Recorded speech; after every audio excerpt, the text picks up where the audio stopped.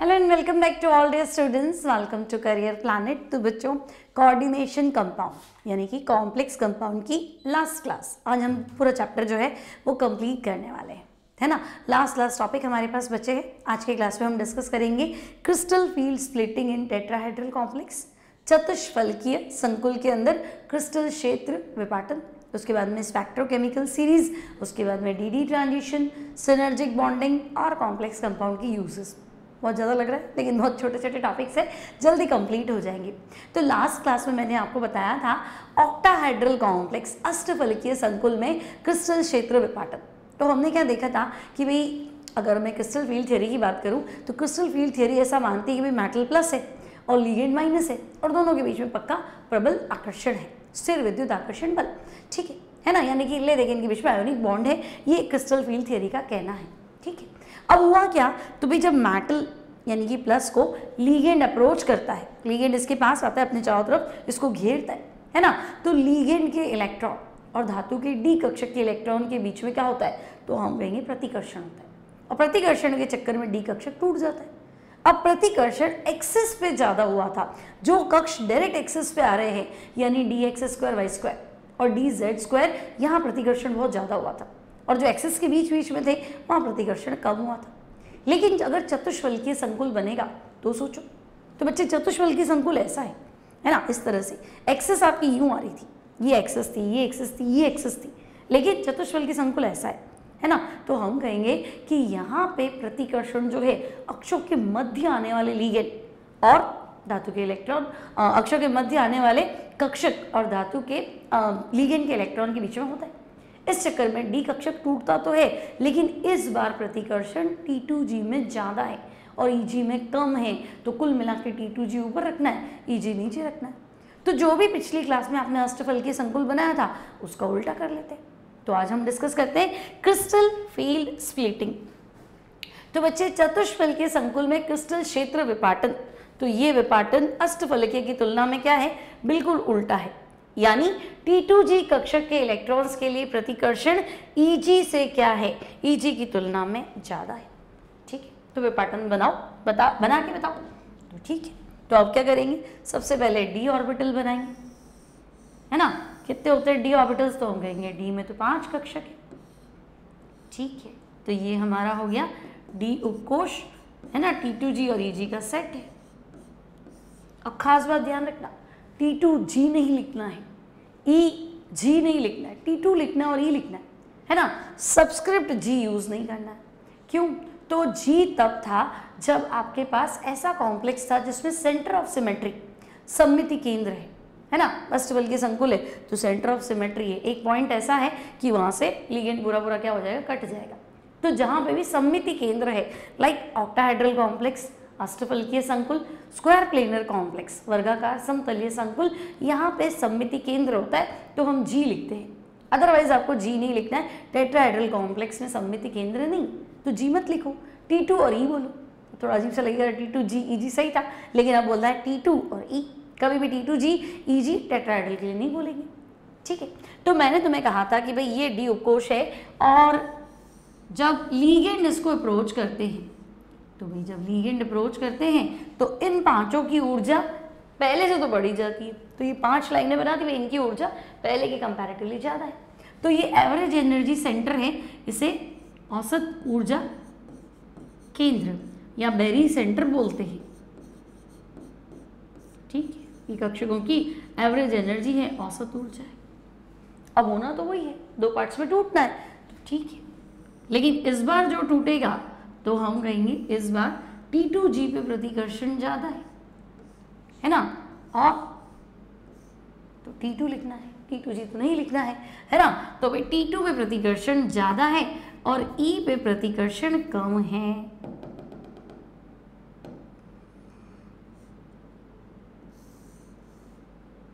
तो हम कहेंगे ओके, तो यहाँ पे T2 ऊपर बना दो और E नीचे बना दो, और ये जो डिफरेंस है इस बार हम डेल O की जगह डेल T लिख लेते, ठीक है।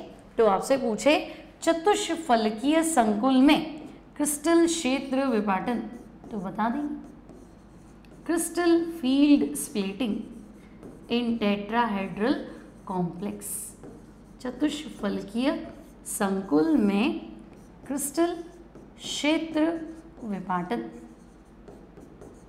ठीक है बच्चे, चतुष्फलकीय संकुल में क्रिस्टल क्षेत्र विपाटन। बोलो क्लियर? तो डी में 5 ऑर्बिटल थे, 5 बना लिए, टूट गया, T2 अलग Eg अलग, क्योंकि इस बार चतुष्फलकीय संकुल में अक्षों के मध्य आने वाले कक्षक यानी T2 कक्षक में प्रतिकर्षण ज्यादा है और अक्षों पे डायरेक्ट आ रहे थे, वहां प्रतिकर्षण कम था। ठीक है, ये आपका है crystal field splitting in tetrahedral complex. Clear है, कोई दिक्कत नहीं। अब आपको एनर्जी बतानी है, तो एनर्जी तो हमारी फिक्स थी, सोचो। तो हम कहेंगे इस बार जो ऊपर है उसकी एनर्जी पॉजिटिव, नीचे वाले की नेगेटिव। तो भाई ये 2 है, इनकी ऊर्जा इन 3 से कम है, तो ये 3/5 था, है ना। इस बार ΔT कर दी, और इन 2 की ऊर्जा हाँ ये मैंने 3 बनाने थे ना, 3 है ये। ठीक है, T2 में 3, Eg में 2। अब इन T2 या इन 3 की ऊर्जा इन 2 से ज़्यादा है, तो 2/5 प्लस का, और डेल O की जगह इस बार ΔT। ठीक है, तो ये है आपके 5 डी कोश के कक्षक, वो एवरेज एनर्जी सेंटर, और टूट जाएगा बच्चे T2 में और E में। T2 में कौन से कक्षक आते हैं? तो हम कहेंगे T2 में हमारे कक्षक थे, कौन से थे? dxy, dyz, dxz। और E में कौन से हैं? तो हम कहेंगे dx² माइनस y² और dz²। ठीक है, बस ये क्लियर, यहाँ तक कोई दिक्कत नहीं। अब बच्चों अगर लीगेंड सेम है मेटल सेम है या दोनों सेम है, मतलब अष्टफलकीय और उसकी बात कर रही हूँ मैं, चतुष्फलकीय और अष्टफलकीय। मान लो 2 सेम कॉम्प्लेक्स है, एक अष्टफलकीय एक चतुष्फलकीय है, लेकिन दोनों में धातु सेम या लीगेंड समान है, या धातु और लीगेंड दोनों सेम है, तो ये देखा गया है कि ΔT की जो वैल्यू है वो 4/9 ऑफ ΔO है ना। चतुष्फलकीय संकुल की विपाटन ऊर्जा अष्टफलकीय संकुल की विपाटन की ऊर्जा की क्या है? आधी है। इवन में कह दो आधी से भी कम है, 4/8 कर दी तो आधा होता, आप तो 9 से डिवाइड कर रहे हो, आधी से भी कम है। यानी चतुष्फलकीय में विपाटन बहुत कम होता है ना, विपाटन बहुत कम होता है, नहीं गैप कम है। तो भाई ये गैप बहुत कम है, तो इलेक्ट्रॉन का युग्मन होगा ही क्यों? आपको पता है नीचे वाला T2 है, हाँ ऊपर वाला T2 है, इस बार नीचे वाला E है।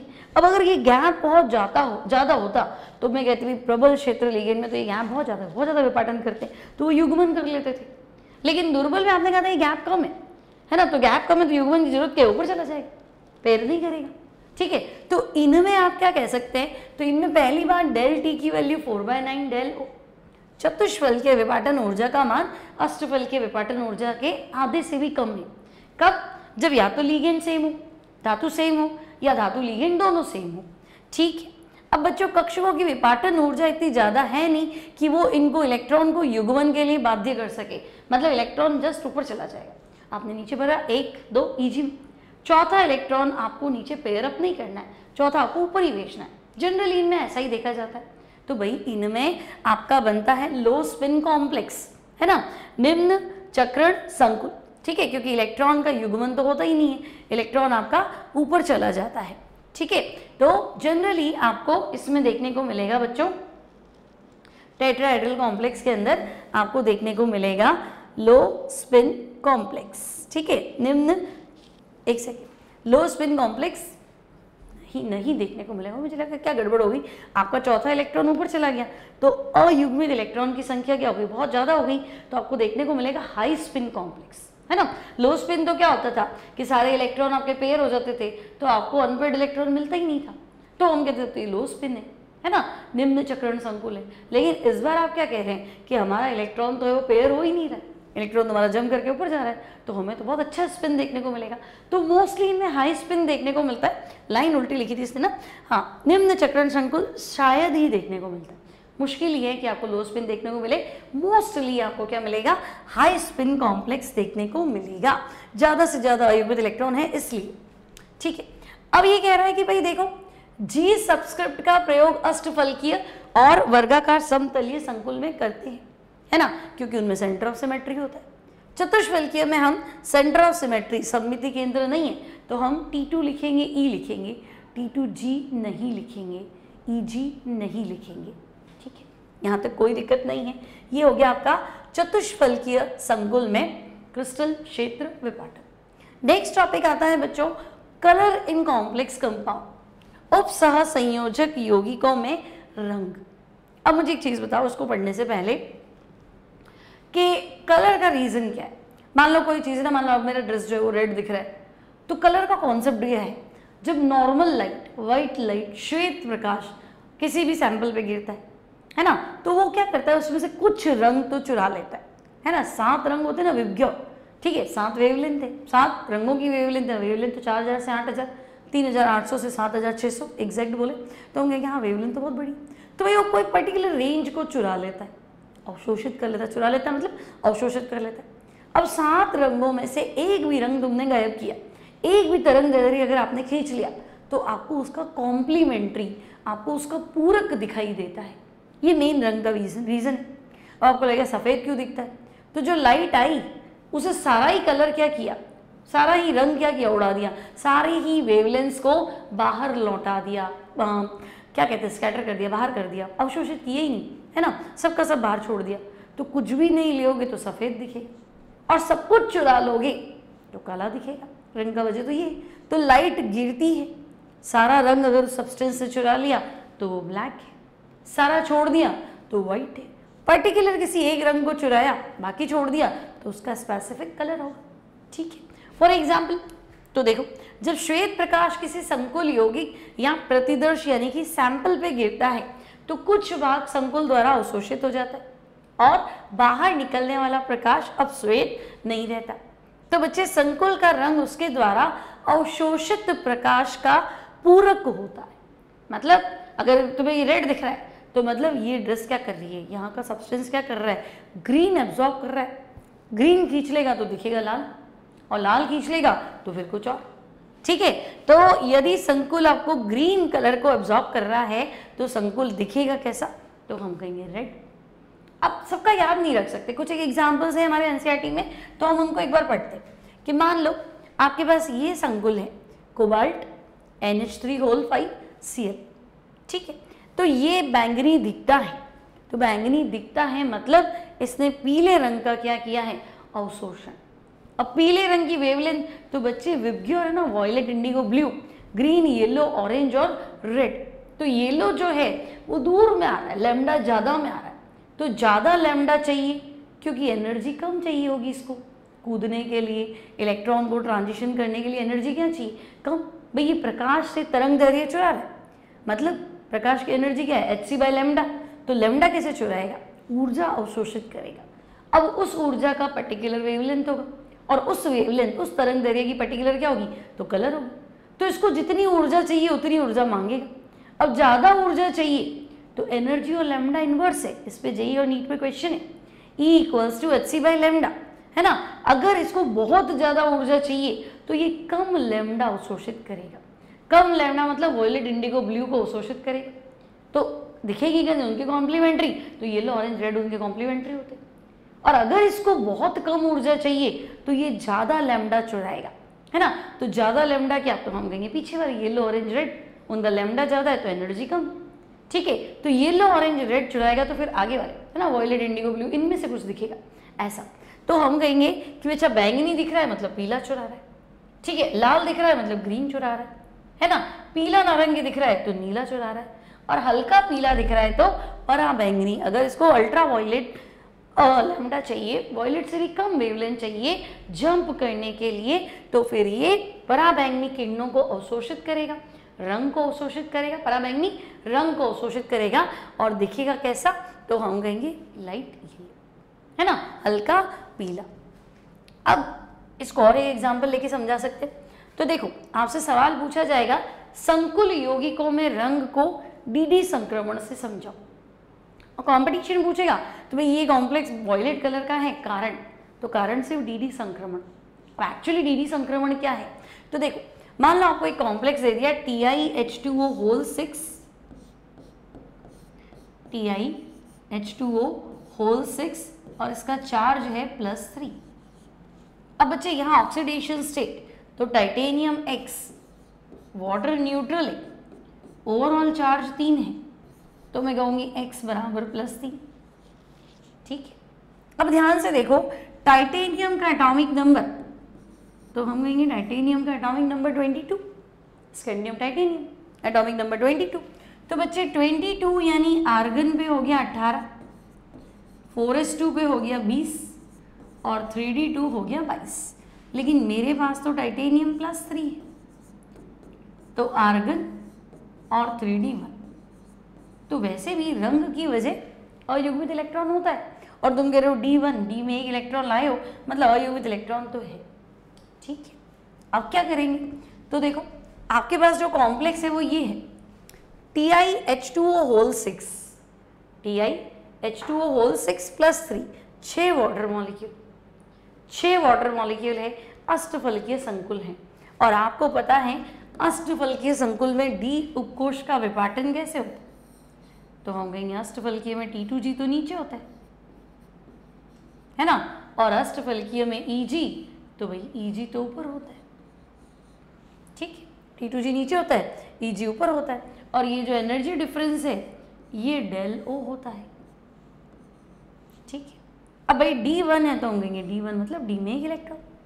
ठीक है, अब होगा क्या, तो सनलाइट या कोई भी लाइट, दृश्य प्रकाश कह दो, तो प्रकाश की ऊर्जा कितनी है h, या तुम कह दो hc/λ। तो इसको लाइट चाहिए है ना, ई वेव्स बनाई मैंने, लाइट चाहिए। अब इसको इतना प्रकाश चाहिए, इतनी ऊर्जा चाहिए कि T2G से कहाँ कूद जाए, Eg, और इन दोनों के बीच का जो गैप है वो डेल्टा O, क्रिस्टल क्षेत्र विपाटन ऊर्जा। तो लिगेंड बदल जाती है। अब हम क्या कह सकते हैं, वाटर तो हम कहेंगे दुर्बल क्षेत्र है, तो दुर्बल क्षेत्र है इसका मतलब, तो हम कहेंगे भाई वीक फील्ड में क्या होता है, CFSE कम होती है। तो CFSE कम है मतलब ये गैप क्या है, ये गैप कम है। तो भाई ये गैप कम है तो इसको कम ही ऊर्जा क्या करनी है, अवशोषित करनी है। तो बच्चे अगर इसको कम ऊर्जा अवशोषित करनी है मतलब इसको लैम्डा तो ज़्यादा चाहिए, क्योंकि एनर्जी का फॉर्मूला क्या है, hc/λ। तुम कह रहे हो कि मुझे कम एनर्जी चाहिए, तो तुम सोचो E कम चाहिए मतलब लैम्डा, तो हम कहेंगे लैम्डा तो ज़्यादा है। अगर एनर्जी कम है तो लैम्डा क्या है, तो हम कहेंगे ज़्यादा चाहिए। अब लैम्डा ज़्यादा चाहिए तो आपके पास तो 7 कलर ये है, 7 कलर ये है ना। तो ज़्यादा वाली रेंज कौन सी है, तो हम कहेंगे ये हो सकती है पीछे वाले, ग्रीन येलो ऑरेंज रेड। बहुत ज़्यादा तो येलो ऑरेंज रेड, बीच का तो हम कहेंगे ग्रीन येलो। तो भाई इसको अगर ग्रीन येलो ये वाला प्रकाश अवशोषित करेगा तो ये दिखेगा, ग्रीन येलो का कॉम्प्लीमेंट्री क्या है, वॉयलेट। बस तो यही चीज़ तो आपको बतानी। तो आपको क्या कहना है कि भाई इसके पास T2G में एक इलेक्ट्रॉन है और इसको ऊर्जा मिल जाए डेल O के बराबर, तो ये कूद जाएगा कहाँ, Eg में। तो भाई T2G से इलेक्ट्रॉन कूद के कहाँ चला गया, तो हम कहेंगे Eg में, है ना। एनर्जी कहाँ से मिली, तो लाइट से। तो बस T2G से इलेक्ट्रॉन का Eg में कूद कर चले जाना क्या कहलाता है, dd ट्रांजिशन। ठीक है, dd ट्रांजिशन किसे कहते हैं, तो आप कहेंगे देखो TiH2O6 +3 आयन में T2G कक्षक में एक अनपेयर्ड इलेक्ट्रॉन, T2G कक्षक में एक अनपेयर्ड यानी कि अयुग्मित इलेक्ट्रॉन होता है। ठीक है, और इस कॉन्फ़िगरेशन को कैसे लिखते हैं, तो इसको हम लिखते हैं T2G की पावर 1 और Eg की पावर 0, क्योंकि T2G की पावर 1 मतलब T2G में एक है और Eg तो Eg खाली है, तो वो कॉन्फ़िगरेशन। ठीक है, अतः दृश्य प्रकाश से, है ना, विजिबल लाइट, कलर देखने के लिए तो विजिबल लाइट चाहिए, तो दृश्य प्रकाश से यह CFSE के बराबर ऊर्जा का अवशोषण करता है।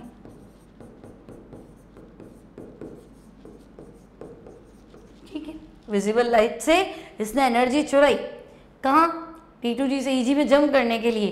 कितना एनर्जी गैप है, तो हम कहेंगे डेल O। डेल O क्या है, CFSE, क्रिस्टल क्षेत्र विपाटन ऊर्जा। तो बच्चे इतना अवशोषण तो वो करे, ठीक है भाई, है ना। तथा इलेक्ट्रॉन T2G से EG में कूद जाता है।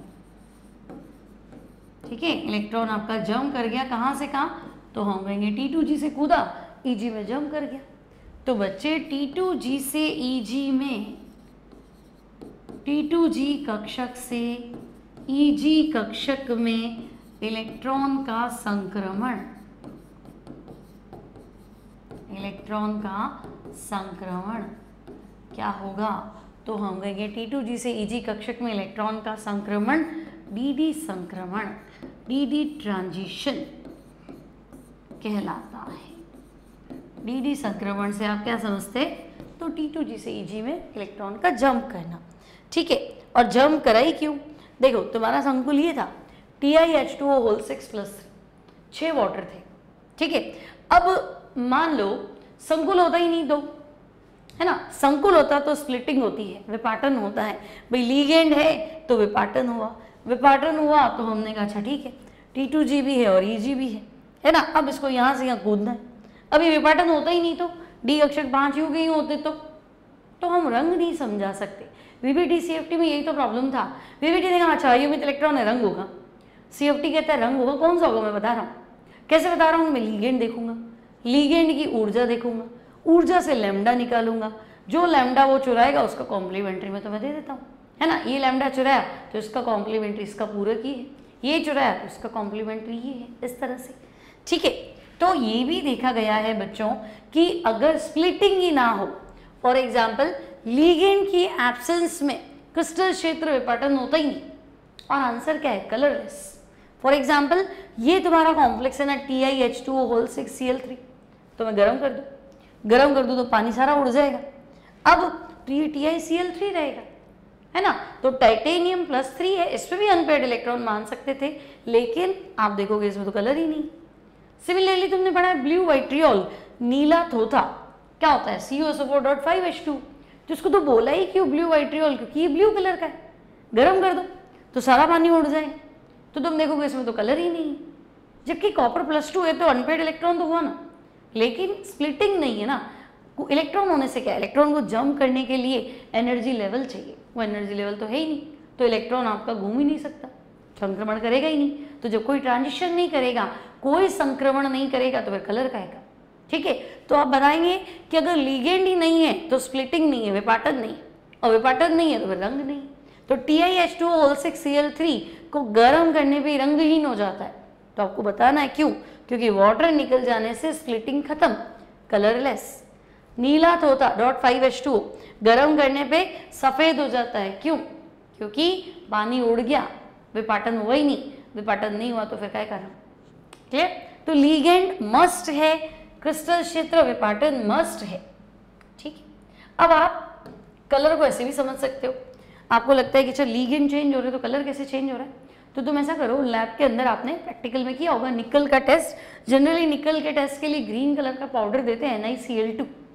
ठीक है, तो बच्चे NiCl2 निकल सेकेंड क्लोराइड को पानी में घोल दो, तो निकल सेकेंड क्लोराइड जैसे ही पानी में जाएगा, है ना, ये संकुल बनाएगा जो आपने लिख रखा है, देखो NiH2O होल 6 और चार्ज है इसका +2। ठीक, अब ये बच्चों ग्रीन कलर का कॉम्प्लेक्स है, हरे रंग का संकुल। अब आपको लग रहा है कि लीगेंड चेंज कर रहा हूँ, तो लीगेंड चेंज करने से कलर कैसे बदल सकता है, तो आप चेक करो, है ना। आप ऐसा करो, इसमें एथिलीन डाइअमीन पास कर देते, तो भाई एथिलीन डाइअमीन वाटर से तो स्ट्रॉन्ग ही है, प्रबल क्षेत्र लीगेंड है ना, तो ये वाटर को रिप्लेस करेगा। अब तुम्हें पता तो है ना, एथिलीन डाइअमीन या एथेन 1,2 डाइअमीन द्विदंतुक लीगेंड, 2 कोऑर्डिनेट बॉन्ड बनाएगा। तो जब ये 2 कोऑर्डिनेट बॉन्ड बनाएगा, मतलब 2 कोऑर्डिनेट बॉन्ड बनाने के लिए 2 वाटर को रिप्लेस करेगा, क्योंकि 2 जल का अणु तो एक दंतुक है ना, तो जब उपसंयोजक बंध 2 बनेगा तो 2 बंध कैसे मिटेंगे, जब 2 वाटर लीगेंड हटाओगे।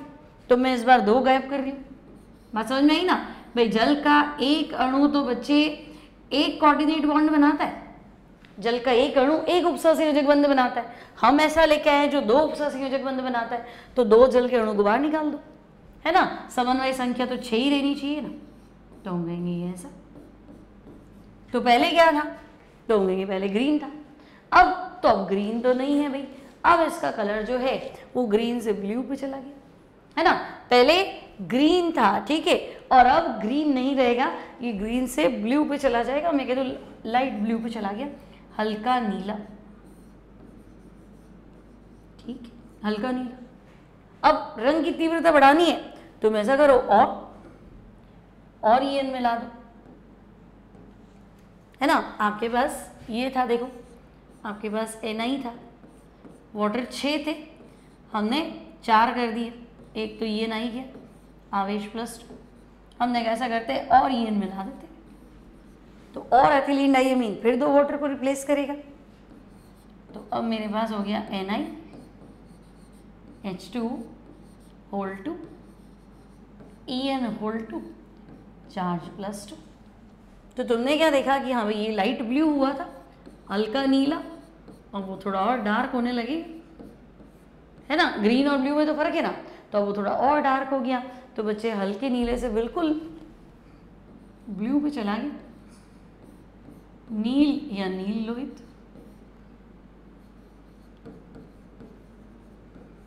ठीक है ना। नीला हो गया, डार्क ब्लू मान लो, एकदम थोड़ा रेडिश लिए, थोड़ा लाल रंग लिए और ब्लू हो गया। अब तो हमने देखा अच्छा लीगेंड चेंज हो रहा है, देखो दुर्बल की जगह प्रबल आया तो कलर में बहुत फर्क आ रहा है।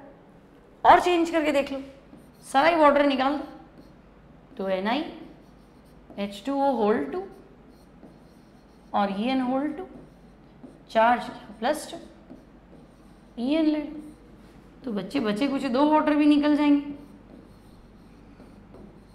और ये कुछ ऐसा। तो अब तुम देखोगे बैंगनी या पर्पल दिखेगा तुम्हें ये। तो आपने क्या देखा, जैसे जैसे वाटर बदला, है ना, जैसे जैसे लीगेंड बदला कलर चेंज हो।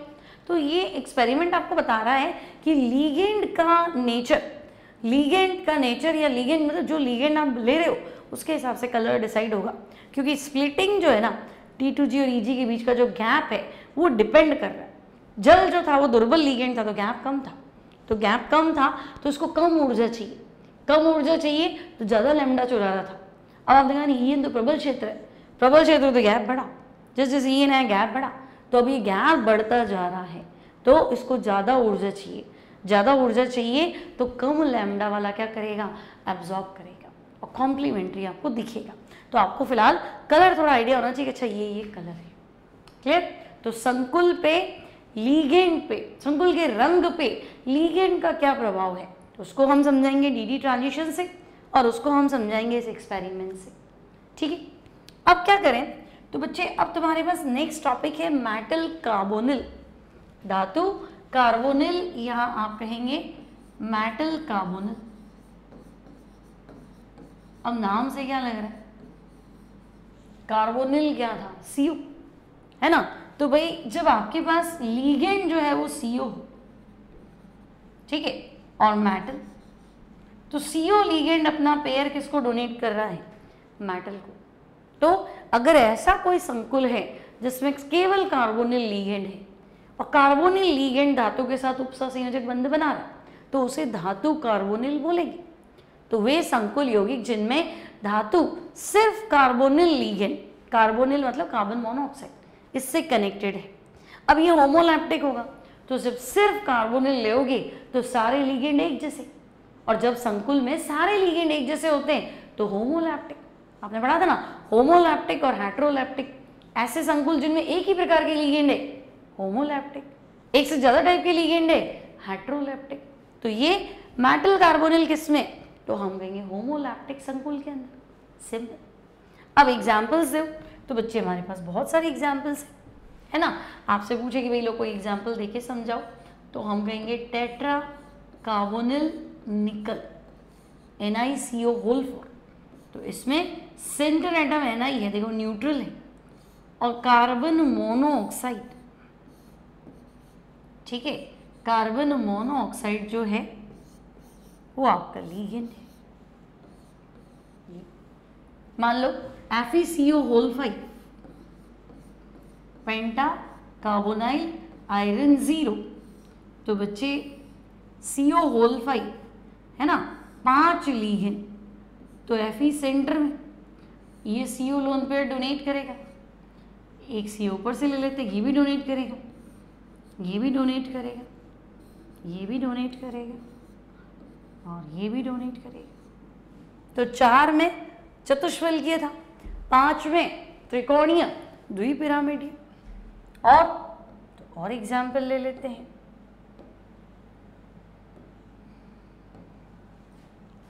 ठीक है, तो हमने क्या क्या पढ़ा था? हमने पढ़ा था NiCO होल 4 और हमने क्या देखा? FeCO whole 5।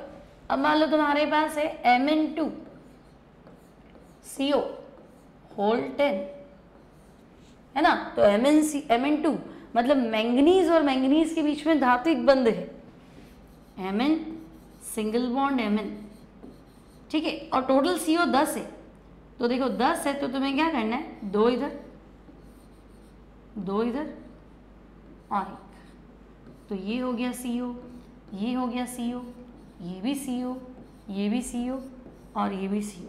5 हो गए। अब 5 इधर से बना दो, 2 फिर 2 4 और तो बच्चे CO CO CO again CO और CO, तो टोटल गिन लो Mn2CO होल 10। तो NCERT क्वेश्चन बच्चों ध्यान से, है ना? NCERT का क्वेश्चन डायरेक्ट भी आपसे पूछा जा सकता है, ठीक है। फिर मान लो तुमसे कह दिया कि CrCO होल 6 क्रोमियम है, 6 कार्बोनिल लिगेंड है, तो 6 में हम अष्टफलकीय बनाते ना, तो बस Cr अष्टफलकीय बना दो।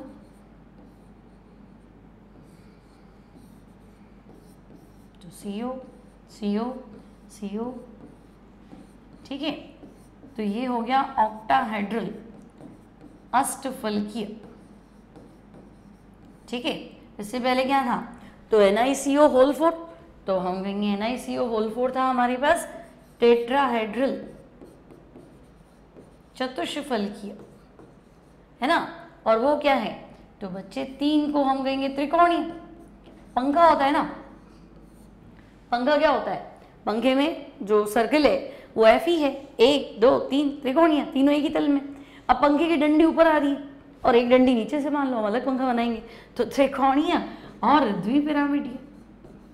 साइंस के बच्चे कुछ तो नया डिजाइन करेंगे ना, तो त्रिकोणीय द्विपिरामिडीय, ठीक है। तो इसी पे कुछ सवाल था, शायद ऐसा कुछ था कि ये जो है आपका Mn2CO होल 10, इसमें धातु धातु बंध कितने हैं, धातु लीगेंड बंध कितने हैं, तो बता सकते हो तुम, ठीक है। और एग्जाम्पल देखना है तो एक और था आपके पास Fe2CO होल 9, ठीक है, Fe2CO होल 9। तो बच्चे Fe और Fe, ठीक है। तो ये CO, ये भी CO और ये CO, 3 इधर हो गए, ये कोऑर्डिनेट बॉन्ड है, ठीक है। तो ये 3 इधर हो गए, तो हम कहेंगे 3 3 6 ही तो हुए। बाकी इस तरह से बच्चे इन दोनों से बंधा हुआ है, C डबल बॉन्ड हो, C डबल बॉन्ड हो और C डबल बॉन्ड हो, तो आपको सारा याद होना चाहिए, है ना?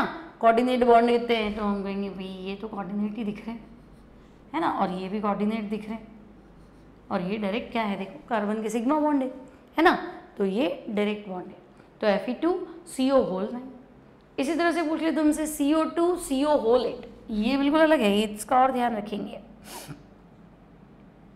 है ना? आपसे पूछ लिया CO2 2 कोबाल्ट है, देखो डाई कोबाल्ट है, और CO whole 8 octa carbonyl, CO carbonyl है ना, 8 है, तो octa carbonyl di cobalt, oxidation state इनमें 0 रहती है जनरली, जरूरी नहीं है हर बार ऐसा हो, ठीक है। तो हम कहेंगे ओके CO2CO होल 8 है, तो हम कुछ ऐसा कर लेते हैं, CO और CO, देखो एक तो कोबाल्ट में C capital O small, C capital O small, cobalt cobalt है, तो कोबाल्ट कोबाल्ट का तो सिंगल बॉन्ड है। अब 4 कार्बोनिल इधर बना दो, 4 बनाने ना टोटल, तो 1 2, ठीक है। मैं देख रही हूँ कम स्पेस में आ जाए, तो ये 4 CO CO CO और CO, और इधर भी बना दो, 1 2 3 और 4, CO CO। ये क्वेश्चन आ चुका है भाई जेई में, है ना, कि ऑक्टा कार्बोनिल डाई कोबाल्ट में कोबाल्ट कोबाल्ट बंद कितने हैं, 1, है ना। अब यहाँ बच्चा उलझ जाता है, कोबाल्ट कोबाल्ट मतलब समझिए CO CO बंद कितने, तो मैं कहूँगी CO CO बॉन्ड तो मुझे एक ही नजर आ रहा है, और CO CO बॉन्ड कितने, आया CO CO बॉन्ड कितने मतलब ये वाले कितने, कोबाल्ट कार्बोनिल बंद कितने, तो 4 तो इधर है 4 उधर है, तो टोटल 8 है ना। तो ये क्वेश्चन है 2-4 साल पहले ही पूछा होगा, जेई में था जरूर।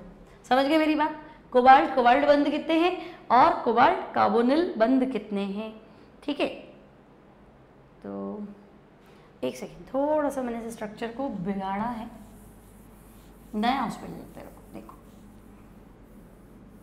यहाँ थोड़ा जैसा ये बनाया ना वैसा ही स्ट्रक्चर है इसका भी, Fe2CO ऑनलाइन बनाया ना वैसा है, ठीक है। वापस देखो, कोबाल्ट 2 है और कार्बोनिल कितने हैं, तो हम कहेंगे कार्बोनिल 8 है, कोबाल्ट 2 है, कार्बोनिल कितने हैं 8 है, ऑक्टा कार्बोनिल डाई कोबाल्ट, ठीक है। तो कोबाल्ट कोबाल्ट बॉन्ड तो है, सही है, कोबाल्ट और कोबाल्ट के बीच में तो एक बॉन्ड है, टोटल 8 है ना, 8 में ये कोऑर्डिनेट 3 ही है, तो CO CO और CO, और इधर भी 3 है, तो 1 2 और 3, ठीक है। तो CO CO और CO, पिछली बार 9 था ना, तो 3 3 3 में बांटा था, इस बार 8 है तो 3 3, और बाकी जो है बॉन्ड वही, लेकिन इस बार ये इन दोनों से कनेक्टेड है, तो C डबल बॉन्ड हो और C डबल बॉन्ड हो। तो अब उससे पूछा था भाई कोबाल्ट कोबाल्ट बंद कितने हैं, तो मैं कहूँगी कोबाल्ट कोबाल्ट बंद तो मुझे एक ही नजर आया, है ना। और कोबाल्ट कार्बोनिल बंद कितने हैं, तो गिन लो, ये कोबाल्ट इन 3 से कनेक्टेड है, लेकिन ये देखो ये इससे भी कनेक्टेड, इससे भी कनेक्टेड, तो 5 हो गए, और वो भी कितने हैं, तो भाई 3 4 और 5, तो कोबाल्ट कार्बोनिल बंद टोटल 10 हो गए, 3 ये 3 वो 6 7 8 9 और 10, 3 कोऑर्डिनेट तो 6 ही है, वो दोनों बोल रहा है कोबाल्ट और कार्बोनिल के बीच में कोऑर्डिनेट बॉन्ड कितने, वो तो कह रहा है बॉन्ड बताओ, कोबाल्ट और CO के बीच में बॉन्ड बताओ, तो भाई ये CO तो इसके साथ भी बॉन्ड बना रहा है, इसके साथ भी बॉन्ड बना रहा है, तो हम क्या कर सकते हैं, पिछली बार भी तो यही था, Fe2CO ऑनलाइन में भी तो ऐसा ही था ऐसे। तो ये स्ट्रक्चर आपको पता होना चाहिए, कुल मिला के सवाल बन सकता है, जेई में पूछा हुआ, थोड़ा ध्यान रखेंगे, ठीक है। तो मेटल कार्बोनिल, धातु कार्बोनिल समझ में आ गई, धातु और कार्बोनिल के बीच में क्या होना चाहिए, कनेक्शन होना चाहिए, ऐसे संकुल होना चाहिए जिसमें सिर्फ कार्बोनिल है। अब बच्चे अगर कार्बोनिल है तो वो एक नया इफेक्ट भी पैदा करता है ना। अगर आपके पास क्या है, सिर्फ कार्बोनिल लीगेंड है, तो कार्बोनिल लीगेंड जो है वो एक इफेक्ट पैदा करता है जिसे कहते हैं सिनर्जिक बॉन्डिंग या बैक बॉन्डिंग, पश्च आबंधन। और सिनर्जिक बॉन्डिंग को क्या कहते थे, आई थिंक धातु अन्योन्य क्रिया, एक सेकेंड, बैक बॉन्डिंग मुझे इसका शायद सक्रियाशीलता आबंधन, हाँ एनसीईआरटी में आपको दे रखा है सक्रियाशीलता आबंधन, बहुत ही खतरनाक हिंदी है इसकी, सक्रियाशीलता आबंधन, सिनर्जिक बॉन्डिंग, बैक बॉन्डिंग। अब इसको समझने से पहले ना तुम कार्बन मोनोऑक्साइड के बारे में जानो। कार्बन मोनोऑक्साइड कार्बन का ग्राउंड स्टेट में बना हुआ कंपाउंड है, निम्नतम अवस्था, मतलब कार्बन की संयोजकता 4 होती है ना, तो 4 तो जब होती है ना जब कार्बन का कॉन्फ़िगरेशन क्या है 2s to 2p2, एक इलेक्ट्रॉन 2s का 2p में जंप करता है तब 4 बन। तो कार्बन का ऐसा कंपाउंड जहाँ कार्बन 2 ही बॉन्ड बना रहा है और सुखी है, मतलब स्टेबल है, 4 बॉन्ड बनाया ही नहीं, है ना। तो कार्बन मोनोऑक्साइड में कार्बन ऑक्सीजन के साथ 2 बॉन्ड बना लेते हैं और ये ऑक्सीजन अपना लोन पेयर इसको डोनेट कर देते हैं। तो हम कहेंगे कार्बन के पास तो 4 इलेक्ट्रॉन थे, 2 ही है, तो बच्चे ये 2 इलेक्ट्रॉन इसके बच गए ना। कार्बन की संयोजकता 4 होती, 4 में से ये बॉन्ड तो 2 ही बना रहा है, तो बाकी 2 तो हम कहेंगे लोन पेयर। तो कार्बोनिल लीगेंड में कार्बन के पास लोन पेयर है और कार्बन जा जाके दान कर रहा है और उसकी तो प्रकृति है दान करने की, तभी तो प्रबल लिगेंड है। आपने पढ़ा था ना, कोई कन्या, कोई CO सबसे प्रबल लिगेंड, स्ट्रॉन्ग फील्ड लिगेंड है, तो डोनेट करनी आया, डोनेट करके जाएगा। ठीक है, तो ये बहुत ज़्यादा विपाटन कर देता है। ठीक है, तो पहले आपको ये पता होना चाहिए अच्छा कार्बोनिल लिगेंड में डोनर एटम कौन है। ठीक है, फिर हम इसको आगे डिस्कस करेंगे।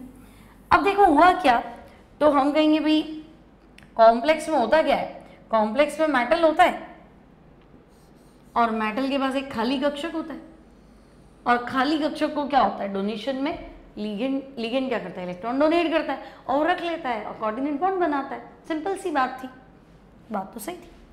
अब धातु के पास तो बहुत सारे कक्षक होते हैं, सब में थोड़ा सा दान मांग रहा है, तो मैं कहूँगी हाँ धातु के पास जो खाली है उसमें डोनेशन मांगेगा और जो खाली नहीं है उसमें कोई दिक्कत नहीं थी इसको। तो ये धातु के असंकृत कक्षक है और ये धातु के पूर्ण पूरित कक्षक है। ये वाला ये मुझे खाली दिखाना था, तो ये धातु के साइड में जो बनाया ना मैंने, ये असंकृत और पूर्ण पूरित कक्षक है। ठीक है, अनहाइब्रिडाइज्ड फुल फिल्ड ऑर्बिटल, असंकृत पूर्ण पूरित कक्षक। ठीक है, इनका कोई लेना देना नहीं है, ये खाली है क्या, अच्छा तुम्हें दान देना है इसमें दे दो, ये खाली पड़ा है अलोंग द एक्सिस, है ना, एक्सिस पर है, तो एक्सिस पर मतलब dx² - y², उसकी बात चल रही। ठीक है, यहाँ डोनेशन के लिए कुछ आएगा सीधा सीधा लिगेंड, तो हम कहेंगे हाँ देखो कार्बोनिल लिगेंड आया, तो अब मुझे तुम्हें बताने की जरूरत नहीं, कार्बोनिल लिगेंड में कार्बन ऑक्सीजन के बीच में ट्रिपल बॉन्ड है और इसके पास लोन पेयर है, और ये अपना लोन पेयर क्या करेगा, इसको दान कर देगा। अब पहला बॉन्ड सिग्मा होता है तो सिग्मा बॉन्ड बना लेगा, एक्सेस एक्सेस पे क्या करेगा, सिग्मा बॉन्ड बना लिया। ठीक है, अब बच्चे MOT पढ़ी थी लास्ट ईयर, अणु कक्षक सिद्धांत याद करो, नाइट्रोजन का अणु कक्षक सिद्धांत पढ़ा था, N और N 7 इलेक्ट्रॉन इधर 7 इलेक्ट्रॉन इधर, तुमने कहा था 1s मिलेंगे बॉन्डिंग एंटी बॉन्डिंग, फिर 2s मिलेंगे बॉन्डिंग और एंटी बॉन्डिंग, फिर 2p आएंगे, तो टूटा ऐसे था 2 1 नीचे 2 कक्षक, फिर 1 फिर 2 फिर 1। तो आप ध्यान से देखो, नाइट्रोजन में 14 इलेक्ट्रॉन है, ये पूरा भरने जाएंगे तो 20 हो जाएगा, 2p6 करो 2p6 करो तो पूरा ही भर जाएगा, 20 चाहिए, मतलब हेलोजन चाहिए आपको, F2 तक चाहिए, या नियॉन चाहिए अष्टक पूरा करने के लिए, हाँ नियॉन चाहिए, टोटल इलेक्ट्रॉन 20 चाहिए। ठीक है, लेकिन नाइट्रोजन में तो 14 इलेक्ट्रॉन ही है, यानी आपके एंटी बॉन्डिंग ऑर्बिटल तो खाली पड़े। और मैंने नाइट्रोजन का उदाहरण क्यों लिया, तो तुम खुद सोचो, कार्बन में 6 इलेक्ट्रॉन, CO कह रहे हो ना, तुम्हारा लिगेंड क्या है CO, तो कार्बन के 6, ऑक्सीजन के 8, 6 और 8 कितना हो गया 14, तो 14 किससे मैच कर रहा है, नाइट्रोजन से। तो नाइट्रोजन का अणु कक्षक चित्र देखो, और अभी नहीं देखना तो कोई बात नहीं, तो हम कहेंगे P में टोटल 6 और P में टोटल 6 इलेक्ट्रॉन भर सकते हैं। तो आप जब नाइट्रोजन लेके ही आए हो तो नाइट्रोजन तो कितना होता है 2p3 होता है, तो 12 की जगह आप तो 6 इलेक्ट्रॉन ले रहे हो, तो बाकी की कक्षक खाली पड़े। तो कार्बन मोनोऑक्साइड में क्या होगा, तो हम कहेंगे कार्बन मोनोऑक्साइड में काफ़ी कक्षक खाली पड़े, है ना, एंटी बॉन्डिंग ऑर्बिटल जो है बच्चे वो खाली पड़े हैं। ठीक है, तो हम कहेंगे एम्प्टी को क्या लिखते हैं, अपूरित, है ना, रिक्त लिख देती हूँ, हाँ चलो रिक्त एंटी बॉन्डिंग यानी प्रतिबंधी कक्षक। ठीक है, एंटी बॉन्डिंग ऑर्बिटल रिक्त प्रतिबंधित कक्षक। ठीक है, ऐसे लिख देते हो थोड़ा इंग्लिश में, एंटी बॉन्डिंग ऑर्बिटल्स।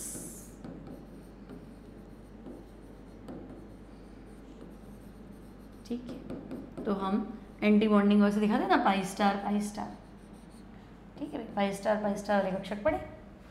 अब होगा क्या, तो हम कहेंगे नॉर्मल धातु कार्बोनिल बनाओ, तो भाई कार्बोनिल लिगेंड में कार्बन ने अपना लोन पेयर धातु के रिक्त कक्षक को दान दे दिया, सिग्मा बॉन्ड बना लिया, बात खत्म। तो हम कहेंगे नहीं, बात खत्म नहीं, है ना, ये आए थे कि चलो हम आपको पेयर डोनेट कर देते, है ना। अब जिन्होंने ले लिया कि चलो हमारा कक्षक खाली ले लो, ये क्या देखेगा कि मेरे तो कक्षक भरा हुआ पड़ा है ना भाई, मेरे पास तो कक्षक ये भरे हुए पड़े और इन्होंने संकीर्ण में भाग नहीं लिया, और ये क्या तुम्हारा तो खाली पड़े।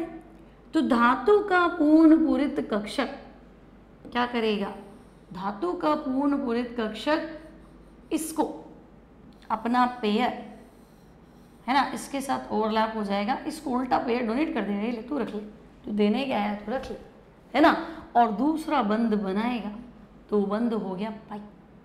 सिग्मा बॉन्ड तो बन ही रहा था।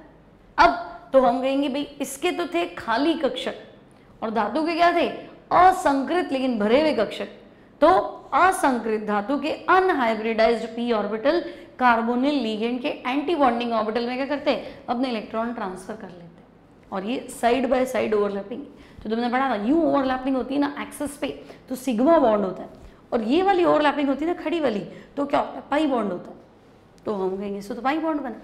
इस चक्कर में इस तरह के जो लिगेंड है इन्हें पाई एसिड लिगेंड कहते हैं। ठीक है, अब इसमें लिखेंगे क्या, इसमें कुछ खास पॉइंट दे रही हूँ लिख के, और वो तुम्हारे है ना बहुत अच्छे पॉइंट्स है और काम आएंगे, तो भाई कोई भी शीट होगी ना उससे बन जाएंगे। तो देखो सह आबंधन यानी कि बैक बॉन्डिंग सामान्यतया कौन दर्शाएगा, तो आपकी एनसीईआरटी में तो उदाहरण जो है वो CO का है, कार्बोनिल लिगेंड। तो आप कहेंगे CO में भी होगी, साइनाइड होगा, देखो सब में एंटी बॉन्डिंग ऑर्बिटल खाली मिलेंगे, और NO। ठीक है, इस तरह के लिगेंड द्वारा दर्शाई जाती है। फर्स्ट पॉइंट आपका ये है कि बैक बॉन्डिंग कौन शो करेगा। एनसीईआरटी में सिर्फ CO दे रखा है, आपको ध्यान रखना है NO भी दर्शाएगा और साइनाइड भी दर्शाएगा। अब बैक बॉन्डिंग में होता क्या है, जनरल कॉन्सेप्ट देखें तो बैक बॉन्डिंग में था ही क्या, तो हम कहेंगे ये लिगेंड अपना लोन पेयर मेटल को डोनेट करते, सिग्मा बॉन्ड बनाते, बदले में धातु का अनहाइब्रिडाइज्ड असंकृत पूरा भरा हुआ कक्षक इनके रिक्त एम्प्टी है ना, रिक्त एंटी बॉन्डिंग ऑर्बिटल में क्या करता है, अपना लोन पेयर डोनेट कर देता है और इनसे चिपक जाता है और पाई बॉन्ड बना लेता है ना। तो मान लो हम रिश्ता करने आए थे भाई, चलो हम हमारे घर की लड़की तुम्हारे घर में शादी करवा देते, फिर हमने क्या देखा, अरे यहाँ पे भी एक लड़की, हमारे तो बेटा बैठा ही है, इसकी भी शादी करा देते। तो हम रिश्ता लेके गए थे और रिश्ता लेके भी आ गए, थोड़ा और मजबूती आई ना। तो बैक बॉन्डिंग स्टेबिलिटी लाती है, धातु और कार्बन के बीच में स्ट्रेंथ जो है वो बढ़ाती हुई, डबल रिश्ता हो गया तो स्ट्रेंथ तो बढ़ेगी। ठीक है, तो एक तो बैक बॉन्डिंग ये लिगेंड दर्शाएंगे। अब बच्चे इन लिगेंड्स को पाई एसिड लिगेंड भी कहते हैं। जो भी लिगेंड बैक बॉन्डिंग दर्शाएगा उन लिगेंड्स को क्या कहते हैं, उन लिगेंड्स को पाई अम्ल लिगेंड कहते हैं, पाई अम्ल लिगेंड भी कहते हैं। ठीक है, बैक बॉन्डिंग से क्या होगा, तो बैक बॉन्डिंग से MC बॉन्ड स्ट्रेंथ। ठीक है, फर्स्ट आबंधन या वो सह आबंधन क्या था, वो भी वही लाइन है। ठीक है, बैक बॉन्डिंग से धातु और कार्बन ये बॉन्ड जो है इसको मजबूती मिलेगी, पाई बॉन्ड भी बनेगा है ना। तो धातु और कार्बन MC बॉन्ड लिख देती हूँ, MC मतलब मेटल कार्बन, धातु कार्बन बंध, धातु कार्बन बंध का स्थायित्व बढ़ता है। ठीक है भाई, मेटल कार्बन बॉन्ड की स्टेबिलिटी जो है वो बढ़ती है। अब मुझे बताओ कि अगर बंध का स्थायित्व बढ़ गया, बंध मजबूत हो गया, तो बंध लंबाई छोटी, दो लोगों के बीच अच्छा प्रगाढ़ संबंध है ना, अच्छे कनेक्शंस है, तो उनके बीच की दूरी तो कम होगी, मनमुटाव थोड़ा ना होगा, दूरी तो कम होगी। तो होंगे यहाँ मजबूती और लेंथ इनवर्सली है। तो आपसे पूछे बैक बॉन्डिंग से मेटल कार्बन का बंध सामर्थ्य बढ़ेगा, तो फिर स्ट्रेंथ बढ़ रही है, मतलब बंध लंबाई तो घट रही है, तभी तो स्ट्रेंथ बढ़ेगी। तो बंध का स्थायित्व बढ़ता है और मेटल कार्बन बंध लंबाई तो हम कहेंगे घटेगी। ठीक है, MC बॉन्ड लेंथ घटती है। ठीक है, ये भी बात क्लियर है। अब हुआ क्या, तो भाई बैक बॉन्डिंग में क्या होगा, तो हम कहेंगे बैक बॉन्डिंग के कॉन्सेप्ट में यही था। बैक बॉन्डिंग में धातु के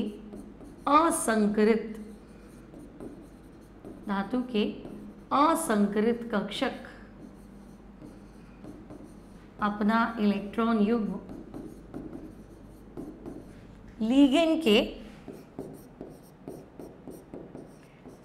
के एंटी बॉन्डिंग और एम्प्टी खाली है ना, लिगेंड के रिक्त एंटी बॉन्डिंग प्रति आबंधित, हिंदी प्रॉपर नहीं मिल रहा मुझे इसका, प्रति आबंधित एंटी बॉन्डिंग ऑर्बिटल में दान कर देते हैं तथा पाई बंध बनाते हैं। ठीक है, और बच्चे ये लोग पाई बॉन्ड बना रहे हैं ना, इसी चक्कर में तो इनको पाई एसिड लिगेंड बोला है। पाई एसिड लिगेंड क्यों बोला है? तो भाई इनको हमने पाई अम्ल लिगेंड बोला है क्योंकि देखो एक तो पाई बॉन्ड बनाता है, अम्ल मतलब लुईस के हिसाब से तो अम्ल ही। आप तो कह रहे हो लिगेंड है लोन पेयर डोनेट करेगा, तो दान तो कर ही रहा है, लेकिन किसी ने दिया तो रख भी रहा है, रख लो, क्या दिक्कत है, मिल रहा है तो रख लो, है ना। मैं तो डोनेट कर ही रहा हूँ ना, मैं तो अच्छा आदमी हूँ, लोन पेयर डोनेट कर रहा हूँ, लेकिन मेरे पास भी खाली है, ठीक है, तो अगर आ गया तो रख लो, दिक्कत क्या है ना। जैसे देखो मैं एग्जांपल देती हूँ, है ना, मैं टीचर हूँ, मैं पढ़ा रही हूँ, मैं कोई दिक्कत नहीं, मैं ऑफलाइन क्लासेस लेती हूँ, कोई प्रॉब्लम नहीं है, मेरा अर्निंग चल रहा है, ठीक है, और मैं फ्री एजुकेशन दे रही हूँ। लेकिन कोई आया कि सुपर चैट में हमने उससे पैसा डोनेट कर दिया कि मैडम थैंक्स, आपने अच्छा पढ़ाया, मेरा कुछ अच्छा हुआ, मेरा ठीक है नंबर बढ़िया आ गया, ये आ गया, वो आ गया, तो मैं रख भी लेंगी, मैं बहुत ज़्यादा रईस तोड़ दूँ, तो आया तो रख लो और नहीं आया तो कोई बात नहीं, हम तो पढ़ा ही रहे, फ्री में हम पढ़ा ही रहते, कोई दिक्कत थी नहीं, ठीक है। लेकिन आया तो मना भी नहीं कर सकते, इतना वो ही नहीं कि मना ही कर दे, तो मना क्यों करना है ना, मांगना नहीं है बट मना नहीं करना है, ठीक है। तो वो चीज़ इसके साथ, और लाइफ में पहले हमारे साथ बाद में होता है, केमिस्ट्री में पहले होता है, जिंदगी में सब हर घटना क्या होती है बाद में होती है, मैं आपको शुरू से कहती हूँ। ऐसा कोई केमिस्ट्री का कॉन्सेप्ट नहीं है जो आपको लगे मेरी डेली लाइफ में नहीं हो रहा है या मैंने ऐसा देखा नहीं जिंदगी में, तो वो तो बाद में, यहाँ पहले, है ना। तो ये लोन पे डोनेट करने गया, भाई मैं लोन पे डोनेट कर लूँगा, बॉन्ड बना लेंगे। सामने वाले ने कहा भाई देखो तुम्हारे पे तो ऑर्बिटल खाली पड़े, क्या मैं तुम्हें लोन पे दे दूँ, तुम रख लोगे? तो बिल्कुल रखेंगे यार, खाली है तो रख ही लेंगे, तकलीफ क्या है, और मजबूती आएगी और अच्छा बंद बनाएंगे, है ना, ठीक है। तो ये है आपका पाई एसिड का। और बच्चे इसमें थोड़ा ध्यान रखना, ये स्ट्रेंथ इनकी स्टेबिलिटी कब बढ़ेगी? जब धातु पे आवेश बढ़ेगा। अब बच्चों को मोस्टली ये लगता है कि अच्छा धातु पे धन आवेश बढ़ेगा तो लीगेंड और उसके बीच में अट्रैक्शन बढ़ेगा और कॉम्प्लेक्स की स्टेबिलिटी बढ़ेगी। यहाँ ऐसा नहीं है, कार्बोनिल लीगेंड का कार्बन या कार्बोनिल लीगेंड जो है वो तो डोनेट कर ही रहा था, वो संकुल बना रहा है, तो संकुल तो और कोई बना रहा है। पाई एसिड लीगेंड बैक बॉन्डिंग ये नहीं है कि धातु लीगेंड इसको डोनेट कर रहा है, बैक बॉन्डिंग है कि धातु उल्टा डोनेट कर रहा है। तो धातु उल्टा कब डोनेट करेगा? जब धातु पे नेगेटिव चार्ज होगा, धातु पे क्या बोलो पॉजिटिव चार्ज कम होगा, तो धातु धनावेश घटेगा, धातु ऋण आवेश बढ़ेगा, वो संकुल उतना ही ज्यादा स्थायी होगा। इधर इस केस में पाई अम्ल लीगेंड वाले में या बैक बॉन्डिंग वाले में, यानी अगर मैं तुम्हें कह दूं कि भाई देखो ऐसा कुछ कॉम्प्लेक्स है ना, मान लो एक कोई मेटल ले लेती हूँ मैं कि भाई ये मेटल है और कार्बोनिल लीगेंड है, ठीक है, लेकिन कॉम्प्लेक्स का चार्ज जो है -2, फिर मेटल है, कार्बोनिल लीगेंड है और कॉम्प्लेक्स का चार्ज -1 है, फिर ये न्यूट्रल है, ठीक है। और एक और ले लेते हैं जहाँ मेटल कार्बोनिल लीगेंड है और कॉम्प्लेक्स का चार्ज पॉजिटिव है। तो मुझे एक चीज़ बताओ, कार्बोनिल तो न्यूट्रल है, कार्बन मोनोऑक्साइड तो उदासीन है, उसमें तो कोई चार्ज नहीं है, मतलब ये नेगेटिव चार्ज सारा किसको मिल रहा है? तो मेटल को मिल रहा है। तो मेटल नेगेटिव है तो ये स्टेबिलिटी और ज़्यादा है, क्योंकि मेटल अगर माइनस है, माइनस तो होता ही नहीं, बट फिर भी अगर है तो ये उल्टा और दान करेगा कि यार मेरे तो नेचर ही नहीं है रखने की, तू ले जा, तो ये और पक्का बंद बनाएगा। तो ये क्वेश्चन बच्चे जेईई में लगता है, आपके एनसीईआरटी में तो ज़्यादा नहीं है, बट आपको ध्यान रखना है ना। मान लो अगर मैं इसको ए कर दूँ, इसको बी कर दूँ, इसको सी और इसको डी, तो ये मिलेगा। अगर आप कोई जेईई के पुराने पेपर सॉल्व करोगे तो धातु कार्बोनिल का स्थायित्व, है ना, कौन सा धातु कार्बोनिल सबसे बढ़िया है? तो हम कहेंगे वैसे इनमें तो बैक बॉन्डिंग होती है, सारे ही बढ़िया है, लेकिन सबसे ज़्यादा बैक बॉन्डिंग किस में होगी? तो तुम ध्यान रखना, बैक बॉन्डिंग उल्टा धातु लीगेंड को डोनेट कर, तो जितना ज़्यादा नेगेटिव चार्ज होगा मेटल पे, समझे, क्योंकि इस बार मेटल उल्टा काम कर रहा है, मेटल जो है अपना पेयर जो है कार्बोनिल लीगेंड को डोनेट कर रहा है। तो मैंने आपको बताया कि कार्बोनिल में कार्बन तो नेगेटिव है, न्यूट्रल है, कार्बोनिल लीगेंड न्यूट्रल है, तो ये सारा का सारा नेगेटिव चार्ज जो जाएगा वो मेटल पे, और मेटल जितना माइनस होगा उल्टा वो उतना क्या करेगा? डोनेट करेगा। तो अगर आपसे स्टेबिलिटी पूछे तो सबसे बढ़िया स्टेबिलिटी है ए की, आफ्टर दैट बी की, फिर वो न्यूट्रल है ना। अब मेटल पॉजिटिव होगा तो खुद कैसे डोनेट करेगा? उल्टा काम करना है, लोन पेयर मेटल को डोनेट करना है कार्बोनिल लीगेंड के एंटी बॉन्डिंग ऑर्बिटल, ठीक है। तो ये है सह-अबंधन क्रियाशीलता धातु और कार्बोनिल लीगेंड के बीच। आई होप अच्छे से क्लियर है, इसमें जेईई पे सवाल पूछा हुआ है, ठीक है। अब है last topic but not least, सवाल उस पर भी आता है, मेडिकल के फेवरेट क्वेश्चन है इसमें से।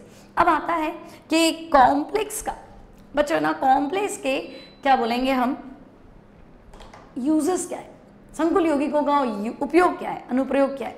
तो हम कहेंगे देखो हर जगह ही है, बायोलॉजिकल भी है और केमिस्ट्री में तो बहुत ज़्यादा, मतलब अगर हम प्रैक्टिकल केमिस्ट्री की बात करें सॉल्ट एनालिसिस में बहुत ज़्यादा, जब भी तुम कहते हो मेरा ये रंग आ गया, ये रंग आ गया, ये रंग आ गया, तो सॉल्ट एनालिसिस में मोस्टली जो कलर है वो कॉम्प्लेक्स कंपाउंड की है ना। जैसे आपने पढ़ा था पर्शियन ब्लू, पर्शियन ब्लू क्या था, फेरोफेरीसाइनाइड, तो बिल्कुल ब्लू कलर का कॉम्प्लेक्स बनता है, आपकी टेस्ट ट्यूब बिल्कुल ब्लू हो जाती है ना। और उसी में अगर कॉपर लग गया पोटेशियम फेरोसाइनाइड में, K4 की जगह बाहर कॉपर लग गया तो चॉकलेटी ब्राउन कलर है ना। तो वो भी उसी की वजह से आप कॉपर का टेस्ट कर लेते हैं, कभी आयरन का टेस्ट कर रहे हैं, कभी आप देख रहे हैं कि सिल्वर प्लस जो है या कॉपर प्लस जो है वो अमोनिया सोल्यूशन में घुल जाता है, तो भाई ये लोग अमोनिया के साथ संकुल बनाते हैं, इस चक्कर में घुल जाते हैं। ठीक है, तो सबसे ज़्यादा जो यूज़ है वो है qualitative analysis and quantitative analysis, गुणात्मक विश्लेषण और मात्रात्मक विश्लेषण। ठीक है, मतलब आपको एक पैकेट दे दिया और आपको कहा कि अच्छा ठीक है कौन सा कंपाउंड है, पहले तो आप डिटेक्ट करो कौन सा कंपाउंड है। तो हम कहेंगे देखो इसमें कार्बन है, हाइड्रोजन है, ऑक्सीजन है, नाइट्रोजन है, इन सब का टेस्ट दे रहा है। तो अगर आपने तत्व की पहचान की तो वो आपका है क्वालिटेटिव एनालिसिस, गुणात्मक विश्लेषण, जिसमें आप पर्टिकुलर मिक्सचर के अंदर किसी आयन या परमाणु को पहचानते हैं। क्वांटिटेटिव एनालिसिस, आपको मैंने दी पैकेट है, इस कंपाउंड में कार्बन भी, हाइड्रोजन भी, ऑक्सीजन भी, नाइट्रोजन भी, तुम खाली परसेंटेज बता दो। तो क्वांटिटेटिव गुणात्मक जो है उसकी मात्रा बताना, गुणात्मक विश्लेषण। तो वहाँ सबसे ज़्यादा यूज जो है बच्चे वो कॉम्प्लेक्स कंपाउंड का है। ठीक है, तो देखो उप सहसंयोजक यौगिक का महत्व, तो सर्वाधिक उपयोग गुणात्मक और मात्रात्मक विश्लेषण में करते हैं। अब मात्रात्मक आकलन में सबसे ज़्यादा यूज होने वाला कॉम्प्लेक्स तो हम कहेंगे जिसमें EDTA हो, DMG हो, अल्फा नाइट्रोस हो, बीटा नेफ्थॉल हो और क्यूपेफेरॉन हो, ये सबसे ज़्यादा मात्रात्मक आकलन में प्रयुक्त होने वाले संकुल हैं। अब बच्चे नेक्स्ट आता है जल की कठोरता। अब आपको पता है soft water, hard water. Soft water मृदु जल खारे पानी के साथ झाग देता है, हार्ड वाटर खारे पानी के साथ झाग नहीं देता है। तो कठोर जल खारे पानी के साथ झाग क्यों नहीं देता, तो उसमें होते हैं कैल्शियम और मैग्नीशियम। अब मुझे पता लगाना इस पानी में कितना कैल्शियम है, कितना मैग्नीशियम है, तो हम उसका ट्रीटमेंट करेंगे Na2EDTA के साथ। Na2EDTA, सोडियम EDTA संकुल जो है ये जैसे ही पानी में जाएगा कैल्शियम और मैग्नीशियम के साथ संकुल बना देगा। फिर चयनात्मक है ना, सिलेक्टिवली प्रेफरेंस के हिसाब से हम क्या करेंगे, इनका अमाउंट डिसाइड करेंगे। भाई सबके साथ एक जैसा संकुल थोड़ा तो बनाएगा, EDTA की भी नेचर होगी, कैल्शियम के साथ बढ़िया बनाता हूँ कि सोडियम के साथ अच्छा संकुल बनाता हूँ, तो जो जो आयंस उसमें प्रेजेंट होंगे उसके हिसाब से हम संकुल चेक करेंगे और इनका अमाउंट डिसाइड करेंगे। तो आपको सिर्फ इतना बताना है, सोडियम EDTA का प्रयोग जल की कठोरता के मापन में करता है ना, होता है, क्योंकि ये कैल्शियम मैग्नीशियम के साथ संकुल बनाता है। आफ्टर दैट तो बच्चों हम मेटलर्जी में पढ़ चुके हैं, अगर आपने मेटलर्जी का लेक्चर नहीं देखा तो आप उसमें देखना। एक मेथड है लीचिंग, प्रोसेस है लीचिंग, निक्षालन, उसमें आता है सिल्वर और गोल्ड को किससे एक्सट्रैक्ट करते। तो देखो सोना वैसे तो इनर्ट है, रिएक्ट करता ही नहीं है, लेकिन जब खान से सोना निकलता है तो प्योर थोड़ा निकलेगा, इसके साथ इम्प्योरिटीज भी होगी। तो सिल्वर और गोल्ड स्पेशली इन लोगों को प्योर करने के लिए या इन लोगों को धातु से बाहर निकालने के लिए, मिक्सचर से बाहर निकालने के लिए हम लीचिंग प्रोसेस यूज करते हैं। प्रोसेस है मैक अर्थर फॉरेस्ट प्रोसेस। मैक अर्थर फॉरेस्ट प्रक्रम है क्या, तो हम कहेंगे देखो सोना हो या चांदी हो, इनकी नेचर है सोडियम साइनाइड के साथ संकुल बनाना, सोडियम अर्जेंटोसाइनाइड या सोडियम ओरोसाइनाइड, और ये संकुल आपका घुल जाता है जल में और अशुद्धियाँ नहीं घुलती। तो बढ़िया, मुझे सोने को अशुद्धियों से अलग करना है तो मैं सोडियम साइनाइड मिला दूंगी। तो वायु और ऑक्सीजन की वायु और जल की उपस्थिति में गोल्ड जो है वो सोडियम साइनाइड के साथ संकुल बनाता है, सोडियम ओरोसाइनाइड। ये संकुल पानी में घुल जाता है, इम्प्योरिटीज नहीं घुलती, तो हम इसको एक्सट्रैक्ट कर लेंगे। फिर इस संकुल की क्रिया जिंक से करा लेंगे तो जिंक संकुल बना लेता है, गोल्ड बाहर आ जाता है ना। कुल मिला के गोल्ड की नेचर है या सिल्वर की नेचर है कि वो साइनाइड के साथ संकुल बनाता है, इसलिए हम उसको एक्सट्रैक्ट कर पाए हैं, निष्कर्षण कर पाए हैं। तो ये इसका बहुत बड़ा यूज है। आफ्टर दैट सेम चीज हमें देखने को मिलती है मॉन्ड प्रोसेस, निकल शुद्धिकरण की मॉन्ड विधि। तो भाई निकल की नेचर है वो कार्बन मोनोऑक्साइड के साथ क्या करता है, संकुल बनाता है। संकुल वाष्प अवस्था में होता है, और ज़्यादा गर्म करते हैं तो संकुल टूट भी जाता है, लेकिन अशुद्ध निकल था, संकुल तो खाली निकल बनाएगा, अशुद्धियाँ तो रहेगी। तो निकल की इस संकुल बनाने की प्रवृत्ति के कारण ही हम निकल को दूसरों से क्या कर पाते हैं, अलग कर पाते हैं, सेपरेट कर पाते हैं। इस मेथड को बोलते हैं वेपर फेज रिफाइनिंग, वाष्प प्रावस्था परिष्करण, और एग्जाम्पल है मॉन्ड प्रोसेस। ठीक है, आफ्टर दैट तो बच्चे गोल्ड और सिल्वर की प्लेटिंग करनी है तो सिल्वर की प्लेटिंग करो, गोल्ड की प्लेटिंग करो, इससे अच्छा इनकी कॉम्प्लेक्स की प्लेटिंग करो, ज़्यादा मजबूत होती, लंबे टाइम तक चलती, सस्ती भी रहेगी, है ना। तो ये कह रहा है कि वस्तुओं पर सिल्वर और गोल्ड का विद्युत लेपन इनके आयनों के विलयन से करने की अपेक्षा अर्जेंटो साइनाइड संकुल आयनों से करो आप। तो ये लेपन क्या होता है, बिल्कुल एक सार होता है, एकदम सिमेट्रिक होता है और चिकना होता है ना, स्मूथ होता है। देन बच्चों ब्लैक एंड व्हाइट फोटोग्राफी आपने देखा होगा, आजकल तो डिजिटल फोटोग्राफी का टाइम है, पहले ब्लैक एंड व्हाइट फोटोग्राफी होती थी, उसमें रोल होता था और किसी ने गुस्से में रोल निकाल दिया धूप में या लाइट में तो रोल खराब हो जाता था, क्योंकि रोल पे AGBR लाइट सेंसिटिव प्रकाश संवेदी AGBR जो था वो कोटेड होता था। अब आपको क्या करना है कि फोटो डेवलप करना है, धूप में आपने निकाल दिया, लाइट में निकाल दिया, रोल खराब हो जाएगा, तो वो निकालेंगे कैसे? तो हम उसके लिए स्पेसिफिक लाइट, आपने देखा होगा लाल रंग की लाइट, वो यूज़ करते थे। अब जैसे ही हम रोल निकालते हैं ना, तो पहले उस रोल को निकाल के हाइपो सोल्यूशन में डुबो दो। हाइपो सोल्यूशन होता है सोडियम थायोसल्फेट Na2H2O3। तो कैमरा में से रोल निकाल के हाइपो विलयन में डुबो दी, है ना।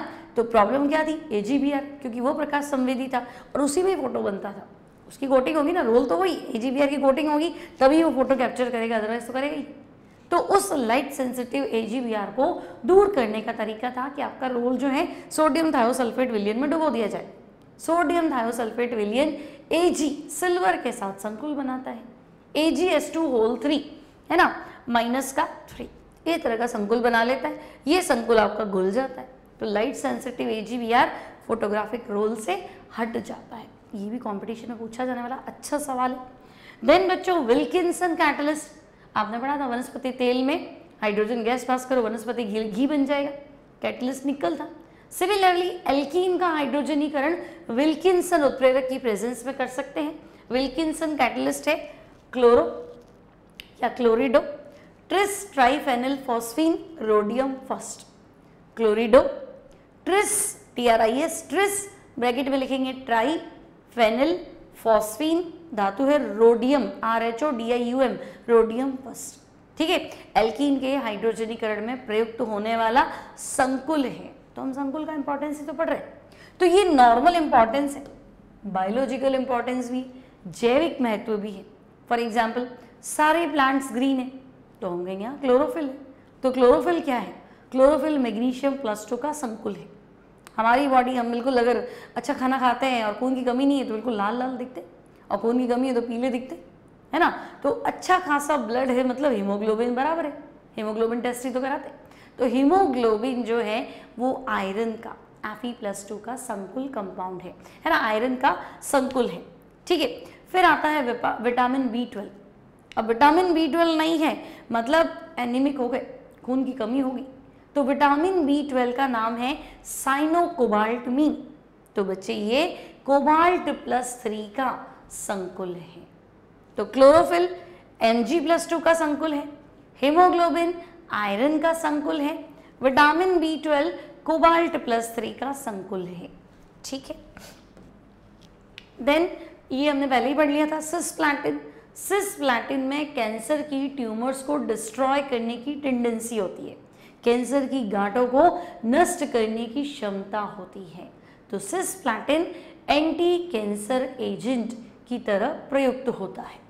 देन बच्चों EDTA में लेड की टॉक्सिसिटी, है ना। मान लो गलती से लेड अमाउंट बॉडी में ज़्यादा हो गया तो EDTA वाला घोल पिला देंगे तो वो लेड को खींच के अलग कर लेगा। तो EDTA लेड की टॉक्सिसिटी, विषाक्तता को दूर कर सकता है, इसलिए उसका ट्रीटमेंट कर सकते हैं। अब कॉपर और आयरन ज़्यादा हो गए तो D-पेनिसिलएमीन या डेसीफेरी ऑक्सिम B लिगेंड के साथ संकुल बना के इस कॉपर या आयरन को क्या करते हैं, रिमूव करते हैं। तो ये थे biological uses of complex compound. तो आई थिंक अब पूरा चैप्टर कंप्लीट है। आपने आज पढ़ा चतुष्फलकीय संकुल में क्रिस्टल क्षेत्र विपाटन, फिर आपने स्पेक्ट्रोकेमिकल सीरीज, पिछली टर्म पे ही पढ़ा था शायद हमने, स्पेक्ट्रोकेमिकल सीरीज मुझे याद नहीं, शायद हमने पिछले टर्न पे पढ़ा था।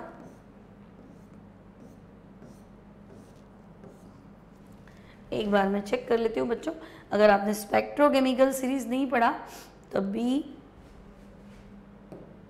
पढ़ना जरूरी था उसको।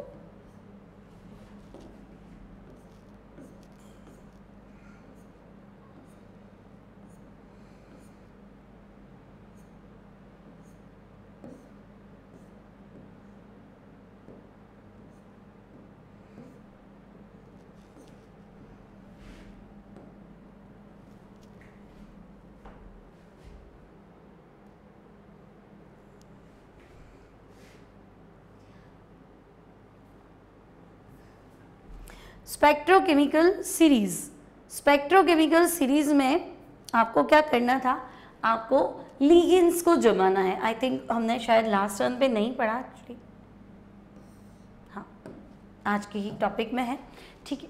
स्पेक्ट्रोकेमिकल सीरीज में क्या करना था बच्चों, तो हमने वैसे तो डिस्कस कर लिया था कि हमारे पास दो तरह के लिगेंड होते हैं, वीक फील्ड और स्ट्रॉन्ग फील्ड, दुर्बल क्षेत्र और प्रबल क्षेत्र। अब आपको क्या करना है, लिगेंड्स को CFSE के बढ़ते क्रम में जमाना है। लिगेंड को क्रिस्टल क्षेत्र विपाटन ऊर्जा के बढ़ते क्रम में जमाना, उसे कहते हैं स्पेक्ट्रोकेमिकल सीरीज, स्पेक्ट्रो रासायनिक श्रेणी, ठीक है। अब लिगेंड में देखो, जिनमें विपाटन ऊर्जा का मान ज्यादा है तो हमने पढ़ा था वो प्रबल क्षेत्र लिगेंड है, और जिनमें CFSE का मान कम है वो हमारे दुर्बल क्षेत्र लिगेंड है। तो आपको मैंने वैसे तो सिखाया था कि तुम्हें क्या करना है, कोई कन्या नो नहीं, है ना, कोई कन्या नो बाई इन नहीं, ये वाले लिगेंड्स जो है प्रबल क्षेत्र है, ये इधर। फिर वाटर के बाद तो देखो आई बारिश कल फिर ऑक्सा आजा, हाइड्रोक्सो और ऑक्सीलेटो आजा ऑक्सा, ठीक है, OH माइनस और C2O4 माइनस। तो जरूरी नहीं तुम्हें एज इट इज याद रहे, तुम पहले से लिख देना आई बारिश कल फिर पानी, आई बारिश कल फिर आजा ऑक्सा पानी, और नीचे लिख देना कोई कन्या नो बाई इन नहीं। तो जितने जमा सको, जरूरी नहीं एग्जाम में सवाल है स्पेक्ट्रोकेमिकल सीरीज तो तुम्हें सारे ही याद हो, है ना, आइडिया होना चाहिए। स्ट्रॉन्ग फील्ड वाले कौन से हैं, तो जो राइट साइड में आ रहे हैं ये प्रबल क्षेत्र है क्योंकि इनकी विपाटन ऊर्जा सर्वाधिक है, और जो लेफ्ट साइड में आ रहे हैं वो वीक फील्ड है क्योंकि उनकी विपाटन ऊर्जा कम है, ठीक है। तो लिगेंड्स को CFSE के क्रम में जमाना स्पेक्ट्रोकेमिकल सीरीज होता है, तो नहीं तो ये रह जाता तुम्हारा टॉपिक, ठीक है। तो अब हमने डिस्कस कर लिया, वापस बता दो, टेट्राहेड्रल कॉम्प्लेक्स में splitting, spectrochemical series, after that metal carbonyl, धातु कार्बोनिल, है ना, फिर बैक बॉन्डिंग, और फिर संकुल के उपयोग और DD ट्रांजिशन, संकुल का रंग पे लिगेंड का प्रभाव, सारी चीजें डिस्कस कर लिए, पूरा चैप्टर खत्म है, ठीक है। अब आराम से आप इसके अच्छे से क्वेश्चन कर सकते हैं और गाइड भी सॉल्व कर सकते हैं, स्टडी मटेरियल भी सॉल्व कर सकते हैं, कुछ भी हो आप इन नोट्स के भरोसे चल सकते हैं, ठीक है। तो यहाँ हमारा चैप्टर कंप्लीट है, मिलेंगे नेक्स्ट टाइम नेक्स्ट क्लास के साथ, नए नए टॉपिक्स के साथ। तो मिलते हैं next time, till then take care and good bye.